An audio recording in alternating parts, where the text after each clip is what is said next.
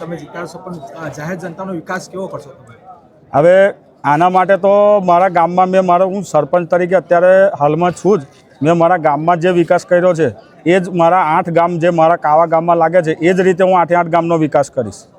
વિકાસને લઈને તમે શું કહેશો? આ જે ભાજપ જે ભારતીય જનતા પાર્ટી અત્યારે ભાજપ જે સરકાર છે એ જે વિકાસની વાતો કરી રહી છે, તે હવે તમને જે જવાબદારી 8 ગામની ઓફી છે તેને લઈને શું કહેશો તમે? હવે ભારતીય જનતા પાર્ટી જે છે તે વિકાસના કામો ખરેખર આપે જ છે, પણ એના માટે એનો કાર્યકર્તા જે કાર્યરત હોવો જોઈએ, જે દોડવાની એનામાં ક્ષમતા હોવી જોઈએ, એ એનામાં ખાલી જો હોય તો ભારતીય જનતા તરફથી કામ બધા જે વિકાસના કામો છે તે આવે જ છે. એના માટે હું આ 5-4 વર્ષથી હું સાક્ષી છું એનો તો, કે ભાઈ ભારતીય જનતા પાર્ટી કામ આપે જ છે અને મેં મારા ગામમાં કામ કર્યું છે. મતદારોને શું સંદેશો મોકલો? મતદારોને એટલો હું 2 હાથ જોડીને આગ્રહ કરવા માગું છું કે મને બહુમતી જંગીથી જીતાડે એટલી હું અપેક્ષા રાખું છું. ભારત માતા કી જય. મારું નામ કલ્પેશ કુમાર કનકસિંહ ગોહિલ.